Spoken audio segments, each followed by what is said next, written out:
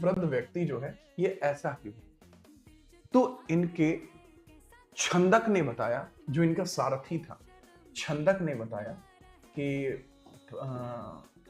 राजकुमार, जीवन का सही अर्थ यही है। आज आप ऐसे हैं, कल को आपको भी इसी अवस्था में पहुंचना है। तो इन्होंने पूछा कि क्या इसमें कष्ट होता है? तो छन्ना ने बताया कि कष्ट तो होगा ही, क्योंकि ये जीवन का अंतिम पड़ाव होता है। इसके बाद ही हमारे जीवन के अंतिम सफर शुरू होता है, जो मृत्यु के पश्चात होता है। तो उन्होंने कहा ठीक है। फिर इन्होंने एक बीमार व्यक्ति को देखा, तो इन्होंने चन्ना से कहा कि चन्ना, ये तो वृद्ध भी नहीं है, लेकिन फिर भी इतना करहा क्यों रहा है? इसको क्या दुख है?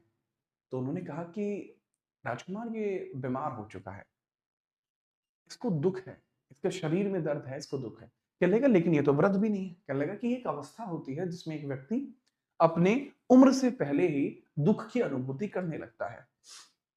उन्होंने कहा ठीक है। फिर उन्होंने एक मृत व्यक्ति को देखा, तो मृत व्यक्ति को देखने के बाद उन्होंने कहा कि ये सब लोग इसको लेके कहां जा रहे हैं? उन्होंने कहा कि यह मर चुका है, इसके जीवन का सफर यहीं पे समाप्त हो चुका है।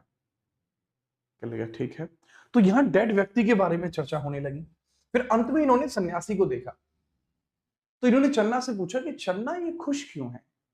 क्योंकि वो हंसमुख सन्यासी था, ठीक है, वो मतलब खुश था सन्यासी। तो पूछा कि ये खुश क्यों है? उन्होंने कहा क्योंकि ये अपने जीवन के अंतिम सफर को पूरा कर चुका है। लेकिन उन्होंने कहा लेकिन ये जीवित क्यों है? अगर ये सफर पूरा कर चुका, जीवित क्यों है? क्या लगा? क्योंकि इसका अपनी इच्छाओं पर काबू है, इसलिए इसको कोई दुख दर्द नहीं। क्या लगे क्या जीवन का सही अर्थ यही है? तो इन्होंने कहा नहीं, जीवन का सही अर्थ हर एक व्यक्ति के लिए अलग है। तब इनके जीवन में एक प्रश्न उठा, और प्रश्न ये था कि जीवन में दुख क्या है